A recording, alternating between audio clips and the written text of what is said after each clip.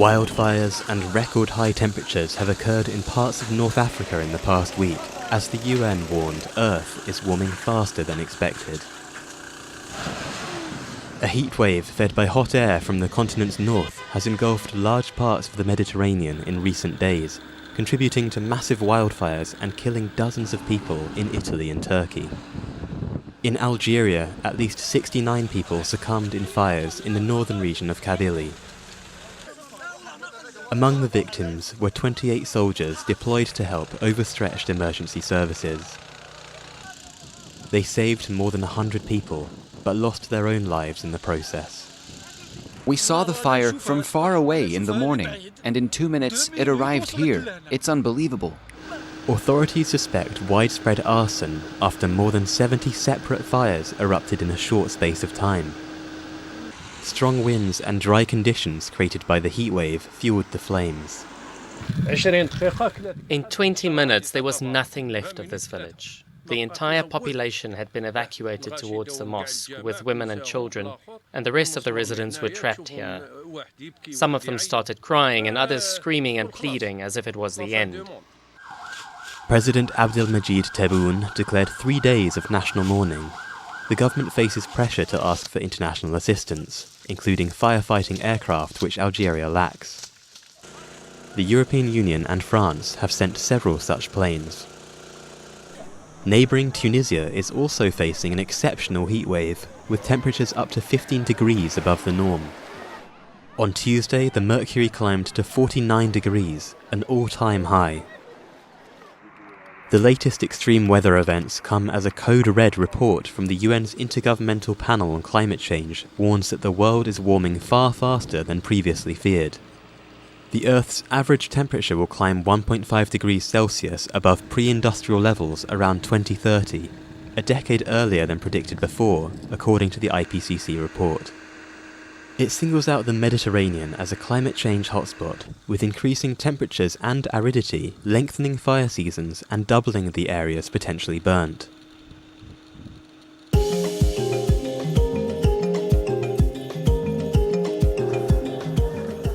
Zambians went to the polls to choose a new president, parliament, and local government on August the 12th. President Edgar Lungu cast his vote shortly after polls opened early in the morning, confident of his re-election. So we are winning. That's my rating, we are winning. And your way Otherwise, I wouldn't have been in the race if we're not winning. No, we're a winning team. In power since 2015, Lungu faces 15 opponents. His main challenger is long-term rival Hakainde Hichilema, who is running for a 6th time. This situation can only be redressed by bringing in a competent leadership, visionary leadership. This is expected to be the tightest electoral contest yet, with the economy buckling under substantial debt.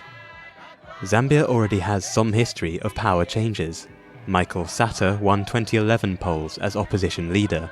His death prompted the by-election, which brought Lungu to power. Lungu is accused of borrowing heavily to finance flashy infrastructure projects. He deployed the military last week following some incidents of campaign violence, a move the opposition denounced as intimidation.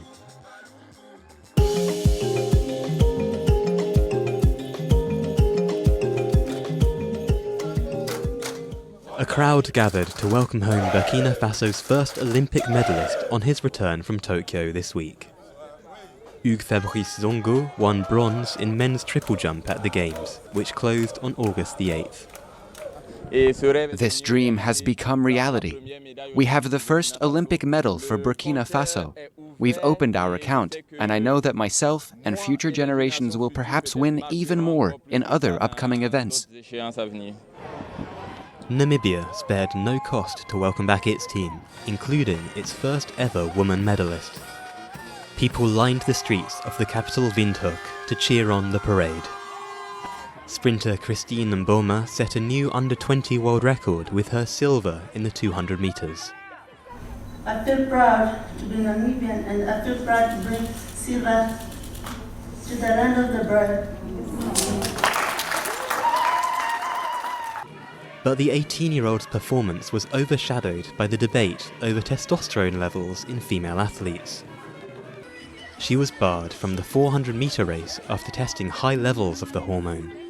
Under World Athletics rules, this is deemed to be an unfair advantage in track events between 400 metres and 1 mile. South African athlete Caster Semenya faces the same barrier and has taken her case to the European Court of Human Rights in a bid to reverse the regulation.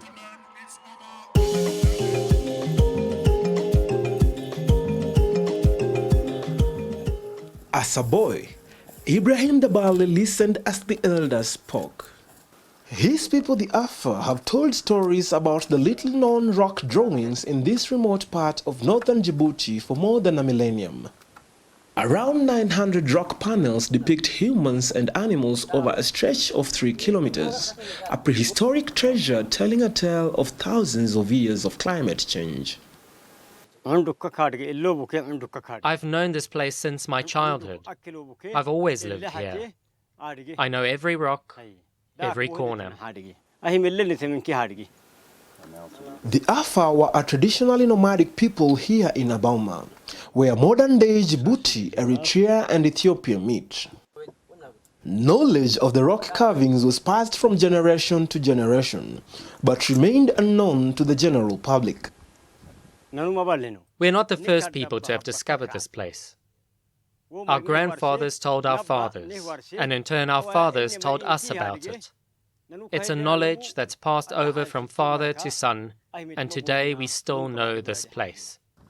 In 2005, Ibrahim led a French archaeologist to the site, who opened up the earth to scientific study and wider knowledge. They are hard to reach, a 6-hour drive from the capital Djibouti, then another hour of walking. We're quite removed from civilization here. We're in prehistoric times. We get to live in prehistoric times. So here, in the Makarasu Massif, in Aburma, we find these rock engravings. Some of the engravings date to 6000 BC.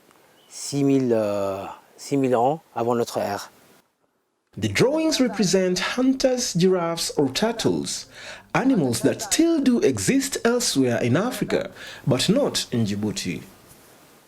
Today, you could say it's a graveyard for all these things, because they no longer exist. At the time, they lived here, these types of animals.